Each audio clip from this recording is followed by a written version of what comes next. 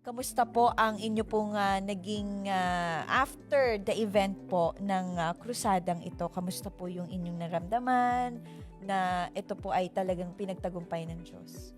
Praise the Lord. Actually, siyempre, una sa lahat, ibinabalik natin sa Panginoon ang Praise lahat ng God. kapurihan. Amen. Amen. Pasalamat. At siyempre pa sa ating beloved apostle, na pat siya talaga ang tagapanguna sa lahat ng Amen. ito. Kaya ito nagtagumpay, kaya ito sumulong dahil nariyan ang kanyang paggabay, Tunay. nariyan ang kanyang panalangin at pag-alalay sa atin. At biyaya naman ng Diyos, ngayon ay masaya ang mga kapatid, ang buong kapastoran at ang buong distrito. Yung Sabadong na yan ay talagang napakasayang Praise Sabado. Sa biyaya ng Diyos ay ating na-welcome ang mahal na apostle at napakasaya ng lahat. Yes. Siyempre, yung madalaw tayo ng ating beloved apostle, yung dalaw pa lang niya, Right. yung presensya pa lang niya ay nangangahulugan na ng pagtatagumpay at pagsama ng Diyos.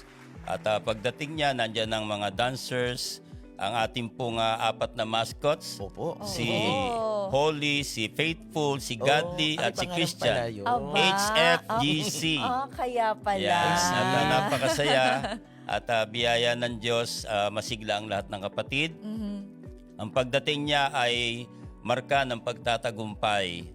At after nga po niyan ay ginawa natin ang dedication ng third floor, ang Apostle Jonathan Santos Perio Conference Hall. Praise At God. ang room para sa kanya at sa mga visitors. Biyaya ng God. Diyos, napakasaya ng araw na yan.